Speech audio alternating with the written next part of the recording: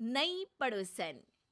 प्यार और दोस्ती के बीच का जो रिश्ता होता है ना, वैसा ही कुछ रिश्ता है शर्मा जी का अपनी पड़ोसन बबीता भाभी से। अरे सुनिए ना, कुछ पैसा देकर जाइएगा। मैं और पड़ोस की बबीता भाभी आज शॉपिंग में जाएंगे।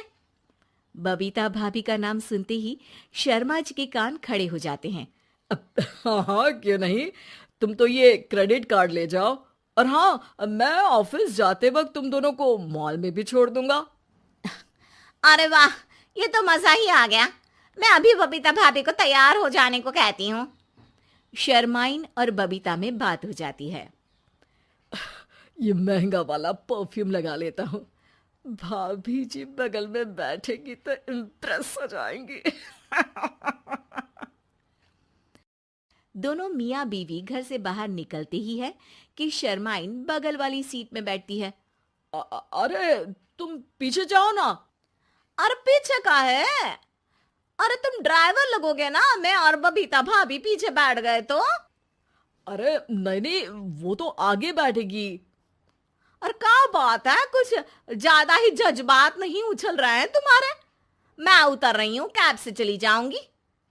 अरे मेरी प्यारी बुलबुल, वो मेरा ऑफिस का बैग देख रही हो ना। हाँ तो रोज ही तो देखते हैं, आज का नया है? अरे उसमें ना ऑफिस का कैश रखा है।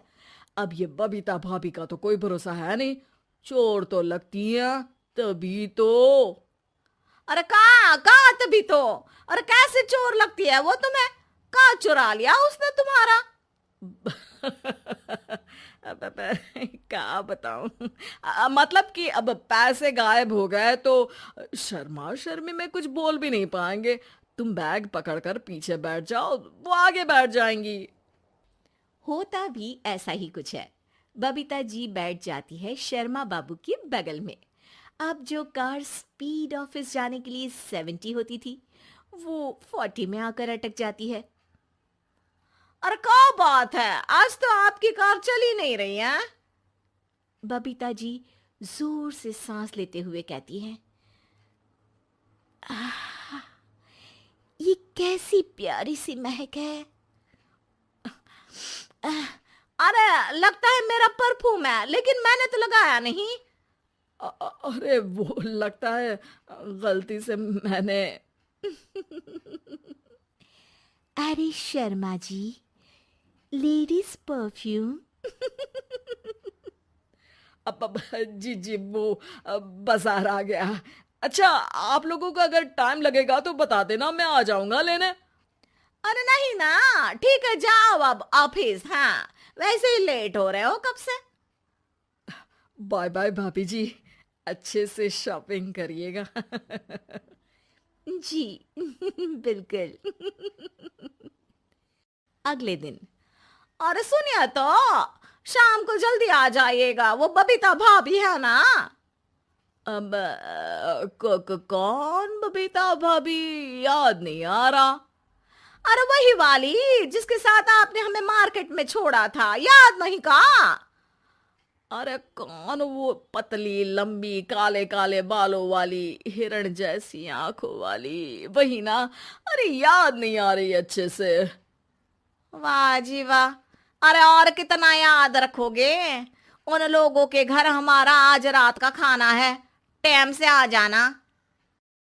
शर्मा और शर्माइन पड़ोस की बबीता भाभी के घर खाना खाने जाते हैं, जहां बबीता का पति कहता है, अरे आइए आइए भाभी जी, आप ही का इंतजार हो रहा था। देखिए, आज सब्जी मैंने खुद आपके लिए अपने हाथों से बनाई है। अच्छा, तो कभी हमारे घर भी आइए। खाने में मैं भी खिलाऊंगा बबीता भाभी को अपने हाथ का कोरमा मसाला। अगर आप दोनों की खुद की तारीफ हो गई हो तो थोड़ा बैठकर बात कर लें। अरे बबीता जी, आपकी शादी अरेंज्ड मैरिज लगती है, तभी आप कहाँ इतनी सुंदर। और भाई साहब।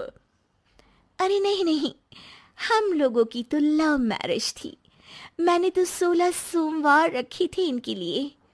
अरे हाँ, मैंने भी इनसे शादी के लिए ना 16 सोमवार रखे थे। अच्छा, और व्रत करने के बाद ये मिले आपको?